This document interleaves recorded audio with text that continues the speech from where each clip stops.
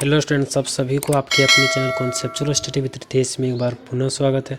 और यह video students आप लोग के लिए, आप सभी के लिए बहुत ही ज़्यादा इंपॉर्टेंट होने वाला है, क्योंकि स्टूडेंट्स इसमें वेरी इंपॉर्टेंट क्वेश्चंस बताने वाले हैं जो कि आपको हिंदी और इंग्लिश दोनों में देखने को मिलेंगे। ठीक है, और ये जितने भी क्वेश्चन स्टूडेंट्स इंपॉर्टेंट हैं, ठीक है, इनको पढ़ना ही पढ़ना है और इनका सारा का आंसर तो हम करवा ही देंगे। ठीक है, आज जो है सो मॉड्यूल 1 का आ गया, यूनिट 1 का, और बाकी यूनिट्स के आ जाएंगे, तो उसमें सारा का आंसर आप लोग को देखने को मिलेंगे।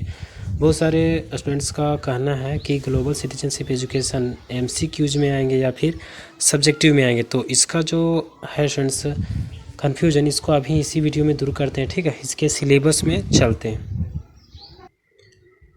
फाइनली इसके सिलेबस में आ चुके हैं स्टूडेंट्स, और आप लोग को दिखाने वाले हैं कि ये किस टाइप से होगा इसका। ठीक है, there will be 25 multiple choice questions MCQs of 3 marks each with no negative marking. All the questions are to be answered. The examination will be OMR sheet based. ठीक है, तो ये जो क्वेश्चन रहेंगे 25 क्वेश्चन आएंगे और मल्टीपल चॉइस क्वेश्चन रहेंगे। ठीक है, मल्टीपल चॉइस क्वेश्चंस रहने वाले, इसमें जो रहने वाले फ्रेंड्स MCQs क्वेश्चन रहने वाले। ठीक है, आप लोग को सारा क्लियर हो चुका होगा। अब चलते हैं उसमें इम्पोर्टेंट क्वेश्चन में। ठीक है, तो आप लोग को पता चल गया फ्रेंड्स कि जितने भी क्वेश्चन आएंगे MCQs क्वेश्चन आएंगे, उसमें मल्टीपल चॉइस क्वेश्चन रहेंगे, यानी कि आप लोग को चूज करने वाले रहेंगे। ठीक है, जैसे कि ऑप्शन वाले रहेंगे। ठीक है, तो आप लोग को ऑप्शन चूज करना है। तो आप लोग कैसे चूज कर पाएंगे फ्रेंड्स, जब तक उसके बारे में डिटेल से मतलब थोड़ा नहीं जानेंगे उसके बारे में आप चूज कर ही नहीं पाएंगे। ठीक है, तो इसके लिए हम क्या किया फ्रेंड्स, जितने भी सिलेबस कवर करवा रहे हैं आपको थोड़ा थोड़ा सब्जेक्टिव टाइप का ही करवा रहे हैं, उसके बारे में थोड़ा जानना है। ठीक है, नहीं जानिएगा तो उसमें थोड़ा अपने मन से भी दिया जाता है। ठीक है, ऐसा नहीं है कि किसी बुक में अगर ऑब्जेक्टिव टाइप का दिया है तो सेम टू सेम दे देगा, उसमें जो है थोड़ा डिटेल से भी जाता है, थोड़ा इधर उधर से भी देता है। ठीक है, तो हम उस हिसाब से सिलेबस को कवर करवा रहे हैं। ठीक है, तो आप लोग जो चैनल से जुड़े हैं वो तो देख ही रहे हैं, और जो नहीं जुड़े हैं उसमें ज़रूर अभी तुरंत सब्सक्राइब कर लीजिए, ताकि आपको सारा सिलेबस का वीडियो आप यहाँ देख पाएँ, अपना जो सेमेस्टर 2 है बढ़िया से क्वालिफाई कर पाएँ, बढ़िया नंबर से पास हो पाए। ठीक है, तो वीडियो को शुरू करते हैं। तो इसका जो क्वेश्चन है वेरी वेरी इंपॉर्टेंट क्वेश्चन, उसमें से क्वेश्चन नंबर 1 है, explain the concept of global governance. ठीक है, वैश्विक शासन की अवधारणा को समझाइए। जो वैश्विक शासन है उसकी अवधारणा को समझाना है। ठीक है, अब नेक्स्ट क्वेश्चन देखिए, explain the nature and the need for global governance. वैश्विक शासन की प्रकृति और आवश्यकता की व्याख्या कीजिए। इसकी क्या आवश्यकता है, आज के ज़माने में वैश्विक शासन क्यों ज़रूरी है। ठीक है, इसके नेचर के बारे में बताइए। Define multiculturalism and diversity, also describe it in the context of global citizenship.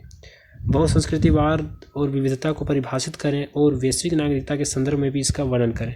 बहुसंस्कृतिवाद क्या है और विविधता को भी परिभाषित करना है, और साथ ही वैश्विक नागरिकता के संदर्भ में भी इसका वर्णन करना है। ठीक है, fourth students, explain in detail about Acharya Vinoba Bhave ideas of जय जगत।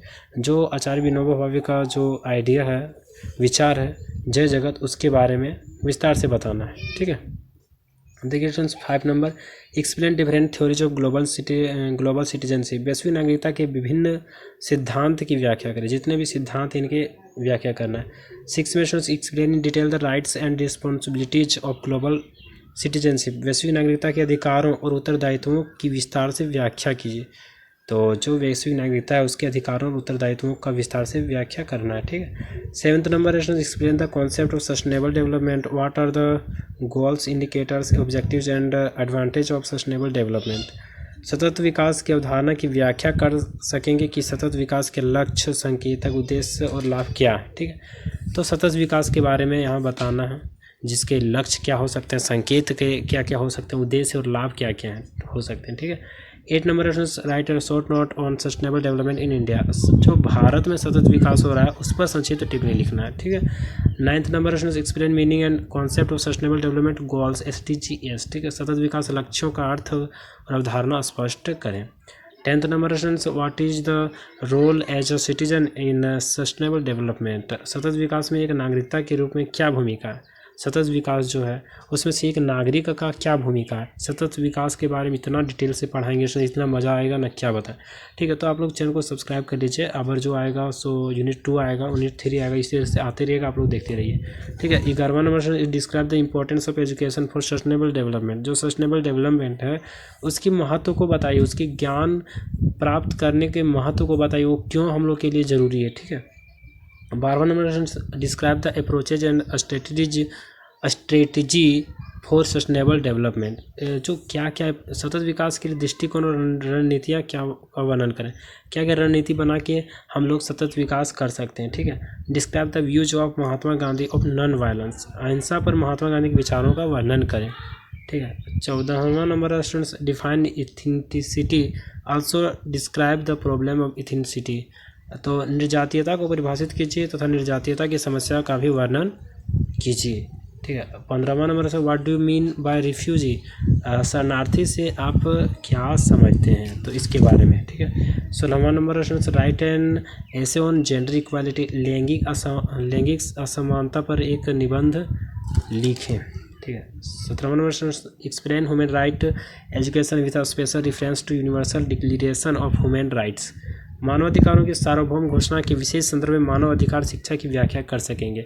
तो मानव शिक्षा अधिकार है उसका जो व्याख्या करने के बारे में। ठीक है, तो मानव शिक्षा अधिकार क्या है, इस तरह से। ये 18वां explain the concept meaning and definition of human right education. मानवाधिकार शिक्षा की अवधारणा के बारे में बताना, उसके अर्थ बताना और परिभाषा बताना, मानवाधिकार का शिक्षा क्यों जरूरी है। ठीक है, write down the principles and objectives of human right education. मानवाधिकार शिक्षा के सिद्धांतों और उद्देश्यों को लिखें। जो मानव अधिकार है उसके शिक्षा और सिद्धांतों के उद्देश्यों को लिखें, क्यों जरूरी है मानव अधिकार के अंदर शिक्षा। ठीक है, 20 number question right a short note on human rights education in India. Bharat में मानवाधिकार शिक्षा पर एक संक्षिप्त टिप्पणी लिखिए। सारा आसान क्वेश्चन लग रहे हैं। ठीक है, अगर आप नहीं मतलब कि आप थोड़ा बहुत भी पढ़ के जाते हैं तो बहुत ही विस्तार से लिखना तो है नहीं स्टूडेंट्स। ठीक है, यहाँ पर आप लोग को ऑब्जेक्टिव क्वेश्चन रहेंगे, MCQ, उसमें ऑप्शंस भी रहेंगे। ठीक है, explain the meaning and concept of peace and security. शांति और सुरक्षा का अर्थ और अवधारणा की व्याख्या करें।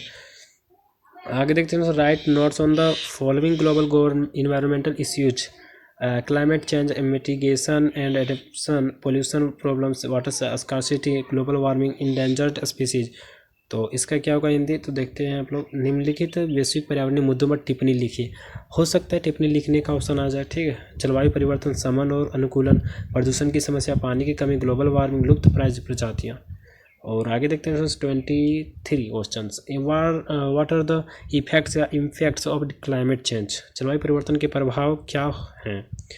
What do you understand by the term environmentalism. पर्यावरणवाद शब्द से आप क्या समझते हैं। ठीक है, अगला question what are environmental social movements, explain the growth of environmental movements and different movements launched in India. पर्यावरणीय सामाजिक आंदोलन क्या है। पर्यावरण आंदोलनों के विकास और भारत में शुरू किए गए विभिन्न क्षणों की व्याख्या करें। जो पर्यावरणीय सामाजिक आंदोलन है इसके बारे में लिखना है। ठीक है, पर्यावरण को बचाने के लिए क्या क्या आंदोलन समाज में हो रहे हैं उसके बारे में। Give a brief description about ecology, पारिस्थितिकी के बारे में संक्षिप्त विवरण देना। तो ये सारा जो है लगभग आप लोग के कुछ जो है सो पॉलिटिकल साइंस से रिलेटेड है जो, और बाकी सारा का सारा आप लोग का जो है ना सो नेचर से रिलेटेड इसमें क्वेश्चन। ठीक है, तो इस वीडियो में इतना ही इम्पोर्टेंट है स्टूडेंट्स। ठीक है, इसके अलावा भी बहुत सारे वीडियो चाहेंगे, तो आप लोग इनका सारा का आंसर अगर आप लोग जानना चाहते हैं तो इस चैनल को सब्सक्राइब कीजिए। ठीक है, यूनिट बाय यूनिट आ रहे हैं वीडियोज। आज यूनिट 1 आ गया। ठीक है, कल 2, 3, 4 इस तरह से आ जाएगा, तो आप लोग का सारा का आंसर उसी में मिल जाएगा। तो चैनल को सब्सक्राइब करके रखिए ताकि आप सारे के आंसर देख पाएँ, बढ़िया से तैयारी कर पाएँ, बढ़िया नंबर ला पाएँ। ठीक है, तो इस वीडियो में इतना ही स्टूडेंट्स। Thanks for watching. फिर मिलेंगे इंटरेस्टिंग वीडियो के साथ, तब तक के लिए जय हिंद, वंदे मातरम।